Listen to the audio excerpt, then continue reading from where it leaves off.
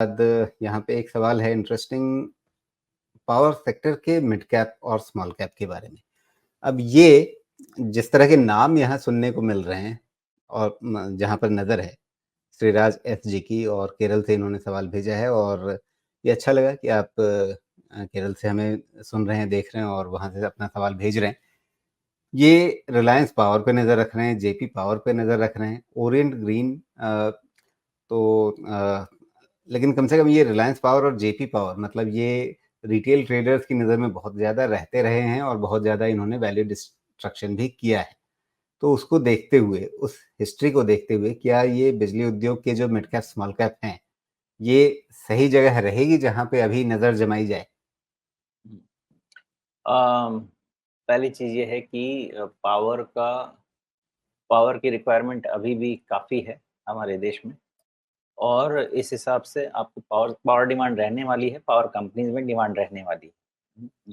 Power producers हैं, distributors हैं, सबकी डिमांड रहने वाली है।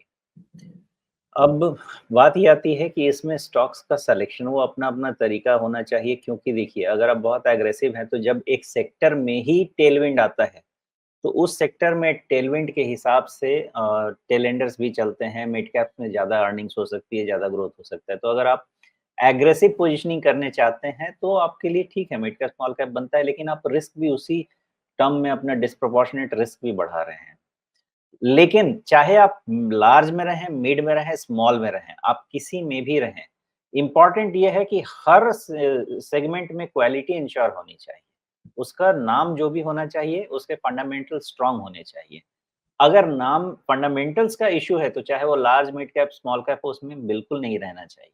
पावर सेक्टर पे व्यू तो यही है, मैं बहुत ज़्यादा इन्वेस्टमेंट स्टैंड पॉइंट से इसमें काम नहीं करता हूँ बिकॉज़ थोड़े कॉम्प्लिकेशंस हैं इस चीज़ को समझने के। ट्रेडिंग और टैक्टिकल स्टैंड पॉइंट से थोड़ा काम किया जा सकता है। लेकिन पावर सेक्टर में अभी भी पॉजिटिविटी है और इसमें अभी अपसाइड लगता है 4-5 साल वाली अपसाइड भी इसमें देखने को मिल सकती है, ऐसा लगता है बिकॉज़ इसमें मल्टीपल एक्सपेंडिंग है, अभी बढ़ने वाले। जी। लेकिन मुद्दा ये है कि सेक्टर तो ठीक है, बिजली की ज़रूरत तो कम नहीं होने वाली है, वो तो बढ़ेगी ही और पावर प्रोड्यूसर्स उस हिसाब से फ़ायदे में रहेंगे ही। लेकिन जिस तरह के शेयरों पर उनकी नज़र है, वहाँ पे मुझे थोड़ा-सा मतलब असहजता दिख रही है, खतरा दिख रहा है। हाँ, तो इसीलिए मैंने अब एक-एक शेयर को लेके बताना वो ठीक चीज़ नहीं होगी क्योंकि फिर वो स्टॉक पे व्यू आ जाएगा। लेकिन इन जनरल तो ज़रूर ध्यान रखिए कि आप जब स्टॉक का नाम आप लेके आ रहे हैं, तो कहीं न कहीं उसके पीछे आप उसके फंडामेंटल्स रीड कर लीजिए। फंडामेंटल्स में बहुत ज़्यादा रीड करने की ज़रूरत नहीं होती है। आप उसका डेट लेवल देख लीजिए, पिछले 5 साल का, 10 साल का परफॉर्मेंस देख लीजिए, बढ़ता है कि नहीं, कॉर्पोरेट गवर्नेंस न्यूज़ गूगल पे डाल के पढ़ लीजिए, कोई इश्यू हुआ है कि नहीं हुआ है। उसका सेक्टर कंपैरिज़न कर लीजिए कि ईबिटा लेवल कैसा रहता है, आरओसी कैसा रहता है, आरओई कैसा रहता है, प्राइस अर्निंग कैसा रहता है।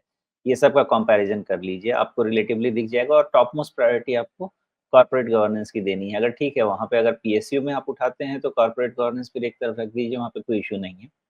अदरवाइज़ सबसे ज़्यादा प्रायोरिटी आपकी कॉर्पोरेट गवर्नेंस की होनी चाहिए।